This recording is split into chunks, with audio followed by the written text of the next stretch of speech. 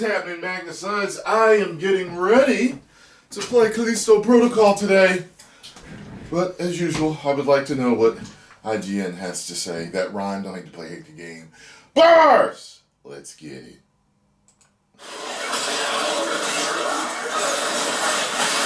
A proper remake might be rising from the grave next year, but the festering corpse of Dead Space has come lurching back to life early in the form of the Callisto Protocol. This spiritual successor to the sci-fi survival horror series recreates the blood-streaked hallways and monster-slaying hallmarks first established on the USG Ishimura back in 2008, and injects the gore with more awe than ever before thanks to some strikingly detailed splashes of blood and guts.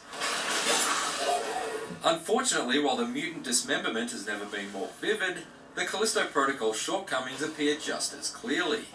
Occasional control annoyances, imbalanced combat, and a general absence of innovation result in a roughly 8-hour massacre that's gratifyingly gruesome, but never quite as great as the series that inspired it. Already at maximum!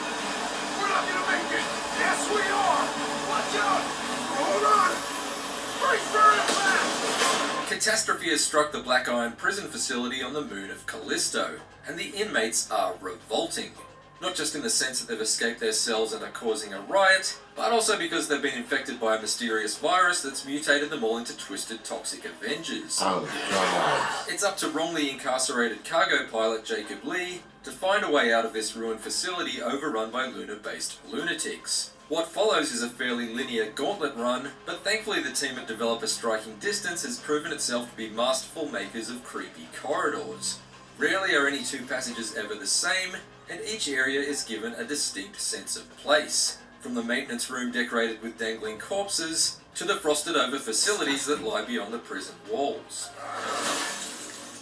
Josh Duhamel from the Transformers movies does a commendable job in the lead role, but the majority of the desperation and discomfort of his plight is conveyed through the impressive art direction and audio design.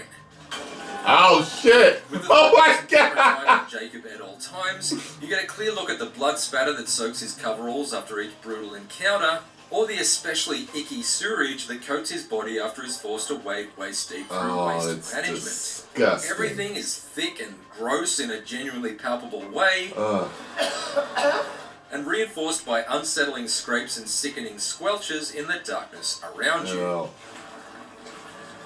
As Jacob inched his way through the disgusting pus boil and tendril-covered caves of Black Iron's lower levels, the Callisto Protocol's putrid penitentiary had me locked in a state of maximum insecurity.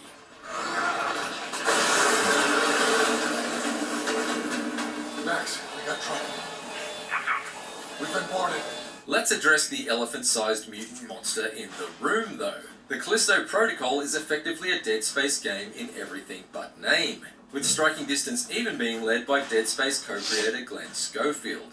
From the neatly minimalistic HUD which grafts Jacob's health bar into the back of his neck, to the stomping of crates and corpses, to the telekinesis ability that allows you to hurl objects around with a flick of Jacob's wrist. There's even evidence of a mysterious religious cult that's somehow involved in the outbreak, and instructions on how to kill enemies left in blood smeared on the walls. It stops short of introducing Isaac Clarke's stasis ability, and swaps his collection of weaponized mining implements for a more conventional arsenal of pistols and shotguns, but it otherwise feels very familiar, and as someone who's played all of the Dead Space games, it made for a campaign that was reasonably heavy on jump scares, but light on any major story or gameplay surprises. The biggest deviation that the Callisto Protocol makes from Dead Space's terror-fueled template is its increased emphasis on melee combat, at least during the opening hours.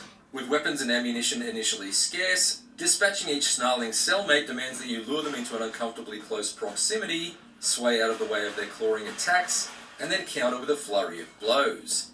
The thumbstick-based dodging and blocking of incoming attacks feels a bit like ducking and weaving in a boxing game, except your opponent is less Holyfield and more like holy shit. And it feels satisfyingly weighty to bash their limbs off one by one and cave their skulls in. Even as Jacob's arsenal grows, melee combat remains a smart way to conserve ammo, since every successful combo string you land opens up a brief window to perform a skill shot, allowing you to automatically lock onto a weak spot with your firearm and down them in a few shots instead of a full clip. from I enjoyed the Fast and risk-reward Furious. choice involved in getting up close and personal, rather than trying to more safely pick I don't know if it enemies could have off been from just afar, me in not the least suit. because the already tight in-camera pulls in even closer to really highlight the carnage as you administer each infected inmate with a lethal injection of hot lead.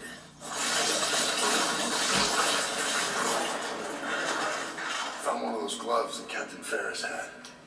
That's a grip. Bastard guards love to use it on us inmates. Unfortunately, that high level of tension isn't sustained once the grip is introduced. Powerful enough to lift most enemies into the air, this gravity-defying gauntlet can certainly make for some dynamic combat encounters, particularly in tandem with the various death traps and volatile objects that are handily positioned around most areas. It can be a lot of fun in a jailbreaking Jedi sort of way, and it often produces some gloriously gory results. Oh, But it also means that enemies are often snuffed out too quickly and before they can become a threat. A bit like your Indiana Jones bringing a gun to a sword fight. Grip is an ability that depletes and must either be recharged over time or instantly topped up with batteries, so I couldn't constantly use it as a crutch, but I certainly felt it gave me the force-flinging upper hand in the bulk of enemy encounters, even on the hardest difficulty setting. And there were times I wondered if the most dangerous monster lurking in Black Iron was actually me. Similarly, stealth sequences fail to introduce much in the way of stress. Midway through Jacob's Great Escape, the Callisto Protocol introduces a deadly blind variant of the infected that are reminiscent of the clickers from The Last of Us. However, although they're said to possess an elevated sense of hearing, I found it surprisingly easy to violently shiv them to death right under the nose of other enemies who wouldn't even flinch despite the loud death squeals of their freshly dispatched friends. A far more serious threat are the towering Terminator-style security droids that can only be destroyed with a pinpoint headshot. Whoa! But strangely, these genuinely formidable foes are introduced early on and then rarely encountered again. Lord. Service required. Hell in a cell. That's not to say there isn't a healthy variety of enemy types to tackle in the Callisto Protocol. Although they embody a fairly customary set of survival horror archetypes, they all look wonderfully repulsive, and even better when you're making space jam out of their space guts. Before too long, basic enemy grunts are able to regenerate, transforming into more resilient brutes if you wound them without finishing them off completely, which brings a welcome sense of urgency to fights with groups of agitated foes. This is perhaps best exemplified by a late-game ride on an underground drilling platform, with hordes of attackers that set upon you from all sides and instantly power up as a result of being lashed by the shards of flying rock. It's definitely one of the most heart rate ratcheting sequences of the entire journey. But elsewhere my anxiety was stirred by the surprisingly slow so-called quick weapon swap function, which routinely let me down during the repeated fights against this twin-headed mini-boss. The animation of Jacob holstering a weapon and drawing another is too long and can be accidentally interrupted, meaning there were many times I'd start a weapon switch but perform a dodge to evade an attack immediately afterwards, and then spring back up into a shooting stance to find myself still armed with the exact same empty weapon I was trying to holster. Control issues aside, the Callisto Protocol's handful of boss fights are disappointingly one-dimensional and never really blew my mind, although they certainly smashed Jacob's skull on a number of occasions. Oh, God! These samey boss encounters aren't the only things overused in the Callisto Protocol either. The same can be said of many of the attempted jump scares.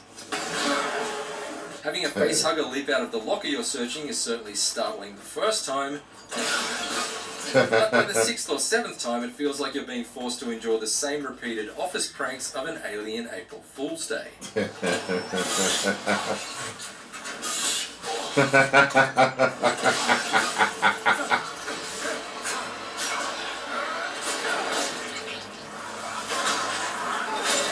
Verdict. The Callisto Protocol is a supremely atmospheric and action-heavy tour through a spectacular slaughterhouse set in distant space. Its largely linear design makes for minimal backtracking, meaning it trims the fat while leaving no shortage of bone and gristle to rip and tear. However, it also betrays its survival horror roots by regularly tipping the balance of power too far in favour of the player. while there's plenty of murderous fun to be had using giant grinding mechanisms to make mulch out of mutants, such cheap thrills come at the high cost of puncturing any tension and dread that the tremendous art and audio design works so hard to invoke. Aside from the meaty melee combat, there's also the overriding sense that there's little here that hasn't been done before. Therefore, the Callisto Protocol might be a satisfyingly gory spiritual successor to the Dead Space series, but it's ultimately more of a striking modern mimic than a scary new mutation. Alright, 7's good. 7's fine. Keep an eye out for a That's performance passable. review of the Callisto Protocol based on the Day 1 patch, for an in-depth comparison between the quality and performance modes on each platform. For more ultra-violent verdicts, check out our reviews of Evil West and Gungrave Gore, and for everything else, get a big, messy mouthful of IGN. Alright, cool. Oh god, it's going in his mouth. Ah!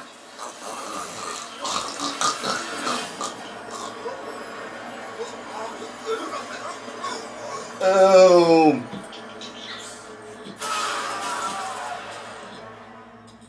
Okay. Well, thank you very much, IGN, for that. I actually started a little bit of Skill Up's review. Don't think he liked it.